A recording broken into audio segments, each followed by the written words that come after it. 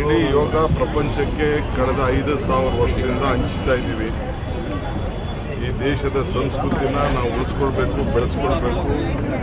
ಆರೋಗ್ಯ, ದೈಹಿಕವಾಗಿ, ಮಾನಸಿಕವಾಗಿ ಎಲ್ಲ ಥರದ ರಕ್ಷಣೆಗೆ ಯೋಗ ಅವಶ್ಯಕತೆ ಇದೆ. ನಾನೇನೋ ಅಭ್ಯಾಸ ಮಾಡಲಿಲ್ಲ.